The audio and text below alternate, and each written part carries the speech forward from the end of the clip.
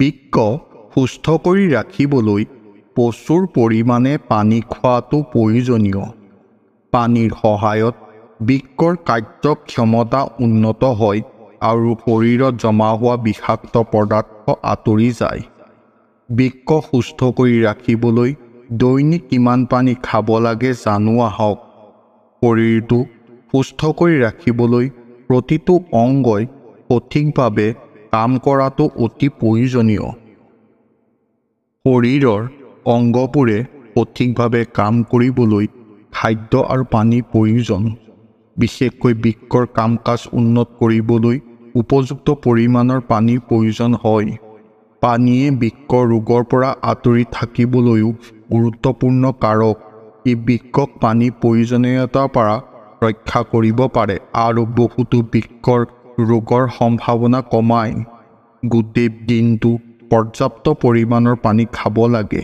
বৃক্ক সুস্থ কৰি ৰাখিবলৈ দিনটোত কিমান পানী খাব লাগে আৰু কিডনীৰ বাবে পানী কিয় গুৰুত্বপূৰ্ণ সেই বিষয়ে জানো আহক। পানী কম খোৱাৰ ফলত বৃক্কৰ সমস্যা।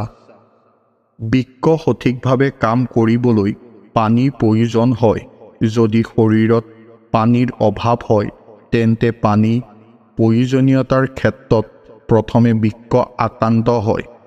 ইয়াৰ বাবেই শৰীৰত বেয়া আৱৰ্জনা জমা হ'বলৈ ধৰে যিয়ে বৃক্কৰ ক্ষতি কৰে।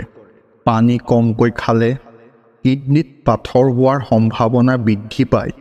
ইয়াৰ উপৰিও প্ৰস্ৰাৱ নলীৰ সংক্ৰমণ আৰু বৃক্কৰ বিকলতাও হ'ব পাৰে।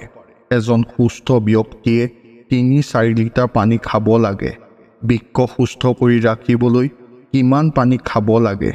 স্বাস্থ্য গৱেষণাৰ মতে এজন সুস্থ ব্যক্তিয়ে দিনটোত ৩-৪ লিটাৰ পানী খাব লাগে। অৱশ্যে এই নিয়ম আপোনাৰ লিংগ, কৰ্ম, ঋতু আৰু শৰীৰৰ ওপৰতো নিৰ্ভৰ কৰে।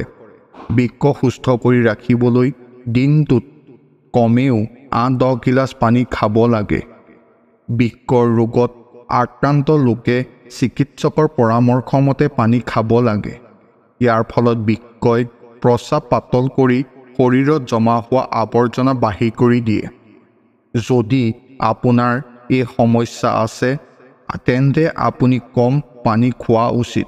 যদি আপোনাৰ বৃক্ক সম্পৰ্কীয় কোনো সমস্যা আছে তেন্তে চিকিৎসকৰ পৰামৰ্শ লোৱাৰ পাছতহে পানী খোৱাৰ সিদ্ধান্ত লওক। বৃক্ক বিকল হৈ থকা বা কিডনী ডায়েলিচিছৰ প্ৰয়োজন হোৱা লোকে পানী কমকৈ খাব লাগে।